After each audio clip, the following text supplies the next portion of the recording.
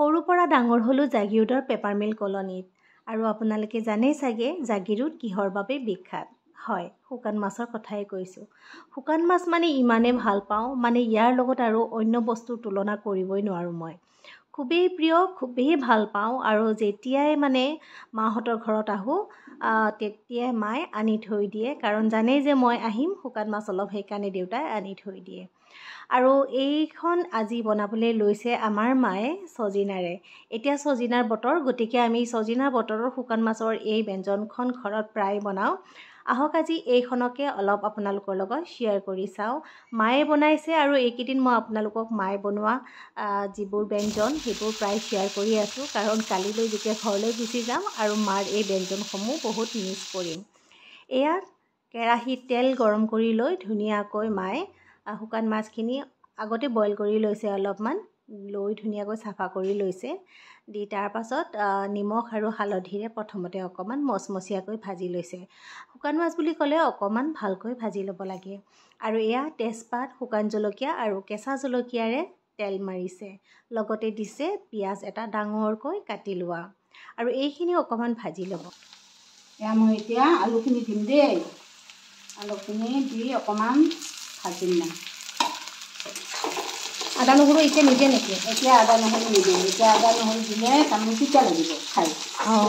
তাৰমানে বহুত আদা নহৰুটো তেলনিত সেনেকৈ নাভাজে বেছি, তেলনিত ভাজিলে মানে অলপ তিতা লাগে। সেইটো কাৰণে মই মানে কিচেনত বনাই থাকোঁতে দি দিওঁ সেনেকৈ।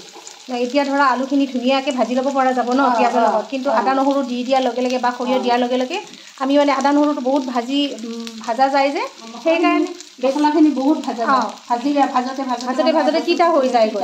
সেইকাৰণে আলুখিনি অকণমান ভাজি ল'ব লাগে, তেতিয়া পিছলৈ ধুনীয়াকৈ সিজে আৰু আলুখিনি মানে হেৰি নহয়, ভাঙি গুৰি হৈ নাযায়, ধুনীয়া হৈ থাকে আলুখিনি। দি আছোঁ হালধি দিলোঁ। এতিয়া আলুখিনি যেতিয়া মানে কমেও 20% মান ভজা হ'ব, তেতিয়াহে ইয়াতে আদা নহৰু আৰু সৰিয়হখিনি দিয়া যাব। এইটো এটা মানে ভাল টিপছ আৰু আপোনালোকৰ বাবে, কাৰণ আমাৰ মায়েতো তেনেকুৱাকেই বনায় আৰু সেইকাৰণে মানে মাৰ আঞ্জাবোৰ বহুত ধুনীয়া হয়। আৰু হালধিবিলাকো বেছিকৈ ভাজিলে মানে হালধিটোও ক'লা পৰি যায়, সেইকাৰণে মানে হালধিটো বেছি ভাজিব নালাগে। এতিয়া অকণমান কম জুইত ভাজি থাকিলে হ'ল আৰু এইখিনি। আদা নহৰু দিলোঁ দেই।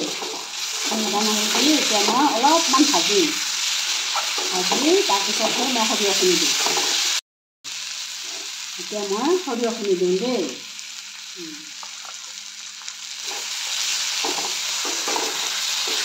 সৰিয়হখিনি দি পেলাই মই বেছিকৈ নাভাজোঁ, তাৰমানে ভাজিলে মানে তিতা লাগি যাব, সেইকাৰণে মানে চজিনাখিনিৰ লগতে মই ভাজি দিছোঁ। আটাইখিনি যেতিয়া ভালকৈ ভাজি লৈছে, তাৰপাছত মায়ে ইয়াতে চজিনাখিনি দি লৈছে। চজিনাখিনিও এতিয়া ভালকৈ অলপ সময় ভাজিব আৰু অকণমান মাজতে ইয়াতে পানী দি লৈছে। অলপ কিছু সময় ভজাৰ পিছত দিছে পানীখিনি, দি পেলাই ইয়াতে কিছু সময় ভাজি আছে, কাৰণ অকণমান সদায় আগতে পানী দি ল'ব লাগে, তেতিয়া মছলাটো ধুনীয়াকৈ মিল খাই আহে আৰু পাচলিবোৰ ধুনীয়াকৈ সিজি আহে। এতিয়া যেতিয়া পানীখিনি শুকাই গৈছে, তেতিয়া ইয়াতে মায়ে ঘৰতে বনাই ৰখা জলকীয়াৰ গুড়ি আৰু মিক্স মছলা এটা সেয়া মায়ে দি লৈছে, আৰু লগতে এয়া মই চানিস্কাৰ কাৰণে অকণমান মাংসৰ জোল বনাই লৈছোঁ। তাই যিহেতু শুকান মাছ নাখায় আৰু তাই বহুত বেয়া পায় শুকান মাছ খাবলৈ, আৰু তাই গোন্ধটো যে একদম সহ্য কৰিব নোৱাৰে জানেনে, তাই যে দৰজা মাৰি এতিয়া সোমাই আছে। আৰু এয়া মায়ে মাছখিনি দিলে, মাছখিনি দিয়াৰ পাছত অকণমান সময় আৰু ভাজি ল'লে।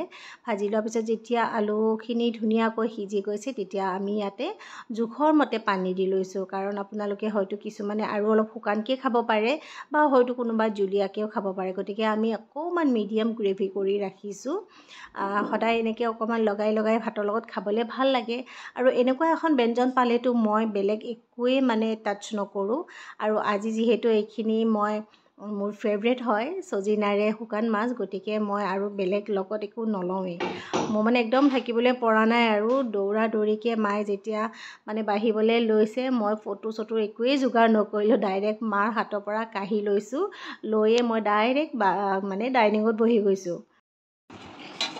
দিয়া জলদি দিয়া মা, ভাত থাকিব পৰা নাই আজি। মজাছে সাজি দিছা আজি, কোনে পায় আৰু। শুকান মাছ চদনাই দি এয়া চালাড যেনে একেবাৰে ৰ'বই পৰা নাই দৌৰি একদম গৰমে ধৰিছোঁ আৰু মই গৰমে খাবলৈ খুবেই ভাল পাওঁ বহুত ধুনীয়া লাগিছে দেই মা মজা হৈছে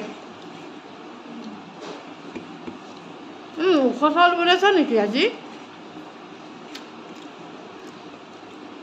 মই ওখ চাউলটো বেয়া পাওঁ খাবৰ কাৰণে তথাপিও আজি ভালেই লাগিছে খাই ৰাইচ কুকাৰত বনাইছা হ'ব নাই ন ৰাইচ কুকাৰত বনাইছোঁ